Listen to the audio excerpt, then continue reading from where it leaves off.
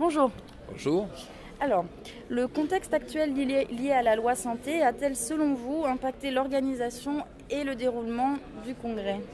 Le congrès de la médecine générale, par définition, il est inscrit dans la vie des généralistes. Donc à partir du moment où la loi fait partie de leur vie quotidienne en ce moment, forcément, ça fait partie des discussions. En même temps, à partir du moment où la ministre a décidé de ne pas venir, on a vu qu'on savait faire sans elle et c'est bien. Donc ça a alimenté un petit peu les débats, mais en aucun cas ça a modifié notre manière d'organiser ou de faire le congrès. D'accord. Alors, cette année, Ezanoum faisait partie du e-village, dans la zone e-village donc. Et on aimerait savoir quelle est la stratégie e-santé du collège. Ça serait prétentieux de parler de stratégie e-santé. En même temps, le collège essaye d'être présent au cœur de l'activité de la médecine générale. Et il se trouve que j'ai organisé une plénière sur les objets connectés où on a bien vu que c'était un sujet que nous aurions à prendre en compte. On a aussi travaillé sur les sites de santé pour voir effectivement comment on pouvait les mettre en évidence. Et puis oui, j'ai fait un peu le tour des éditeurs de logiciels médicaux pour voir comment ils sentaient la chose. C'est évident qu'il y a un besoin qui est un besoin de normalisation.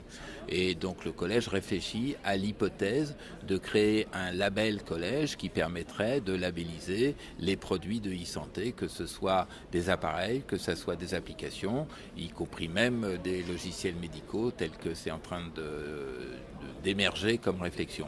On voit bien qu'il y a d'un côté la certification HAS, qui est un outil lourd qui permet de dire tel ou tel produit correspond à des normes d'État, mais nous avons besoin de mettre en place quelque chose qui soit une labellisation de produits conformes à l'utilisation en médecine générale, présentant un intérêt pour les professionnels, et à ce moment-là, on peut avoir un vrai partenariat avec les industriels autour de cette définition commune des besoins des médecins généralistes.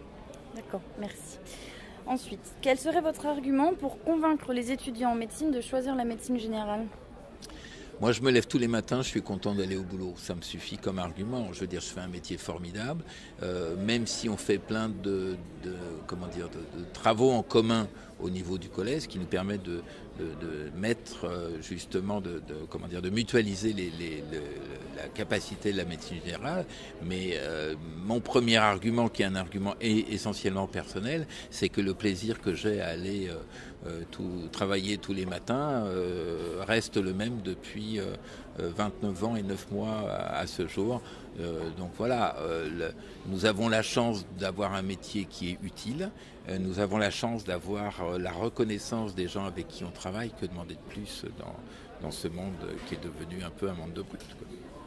D'accord, je vous remercie pour vos réponses et je vous souhaite une bonne journée. Merci, on va conclure le congrès bientôt et annoncer la date et les principaux événements de l'année prochaine dès maintenant. D'accord. Voilà.